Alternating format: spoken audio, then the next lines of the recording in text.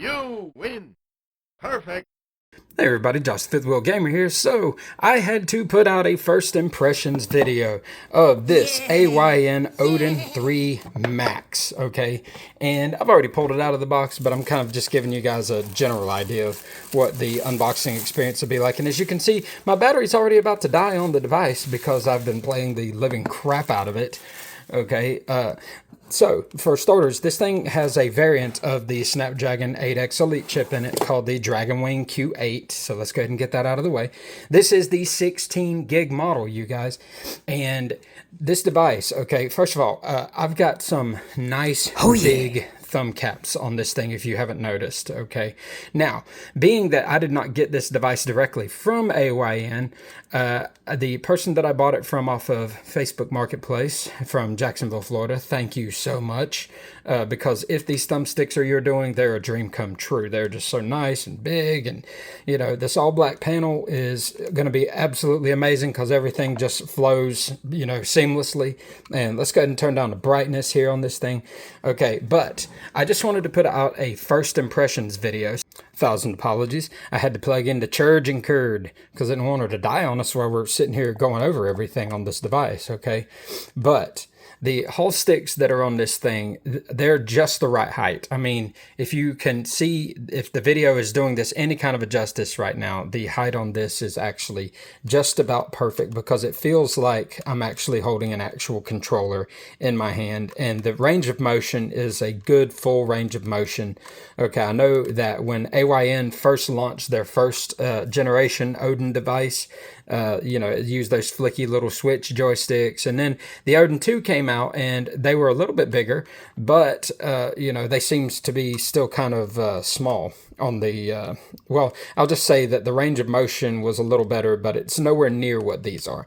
Okay, the D-pad on this, tried and true Vita style D-pad, okay, and it's, to me, it's just in the right spot for your classic gaming because the ergonomics that are built into this device are going to help you hold this device very much akin to if you have the Retroid Pocket 6, which I also have, but I'm not gonna, this is all about this device. This is a first impressions video, and the face buttons on this device are much quieter than the ones that are on the AYN portal. So let's just have a listen real quick.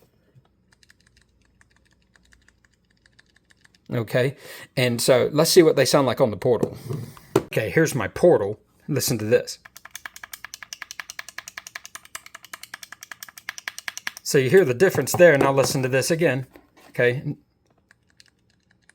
Very quiet compared to the portal. Okay. So if loud buttons is something you're against, then this is going to be a better choice. All right, now moving to the shoulder buttons real quick. You know, they're kind of clicky on these, but no louder than any other previous devices that we've heard from Ambernick or anybody else, really. I mean, listen to this shoulder click versus the Ambernick 35XX8. So here's a shoulder click on the AYN Odin 3 Max. And here's one on the 35XX. So it's actually louder on the 35XX, which is a much smaller device. Okay. All right. So looking at the back of the device, we have a really good texture on it. And like I said, I've been using this thing pretty nonstop. Ever since I got it, I've been putting a ton of PC games into this thing, man, because it is just all over that with the Snapdragon Dragonwing Q8. Let's just call it what it is. It's a Snapdragon 8 Elite without the phone stuff, okay? So, anyways, these little back pedal buttons here are something that you should be familiar with because they've been around since the original Odin 2 came out. Now, let's tinker with some fan settings and see how loud we can make this fan go. Okay, so here it is in smart mode, where it's basically turned off. Here's sport mode. And then I'm going to customize it to make it go as fast as it can go. So this should be fun. Hold on. Oh, yeah, she can kick on up there. But, you know, I doubt it very seriously anybody's going to be using this fan at that setting. I mean, if you are, then you must be playing like, I don't even know what game would be that demanding that actually runs on this device. So bear in mind that you do have your performance modes up here at the top of your drop-down menu. So unlike devices like AYN that have them in a fancy little side menu, here it's just a regular Android drop-down where you can just, you know, put it in performance or high performance or whatever. And you can turn your joysticks on and off from here. You can change the colors to them. That's become a pretty standard thing to be able to do now. But sometimes it's easier to just well, let's just say it's not always the easiest thing in the world to get the stupid little arrow to read your fingerprint. See, it took me a minute there to get that to actually register. But, you know, some people are for the joystick light, some people are not. I could care less either way. And then right here we have our 120 hertz option to, you know, speed up the refresh rate of this display.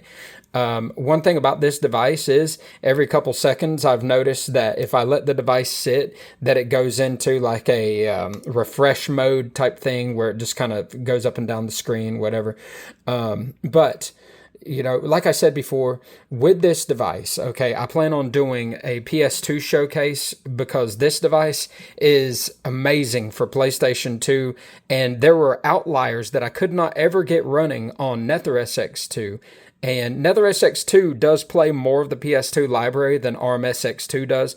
However, ARMSX2 has some of the titles that we're not able to run or were not able to run that well on NetherSX or on EtherSX, and now they run extremely well on ARMSX2. But see, this is what I was talking about right here, where the screen is doing an auto image retention pixel refresh in progress. So it does that every X amount of seconds if you're not touching the device. But literally all you have to do is touch the screen, it goes away. It's no big deal. All right.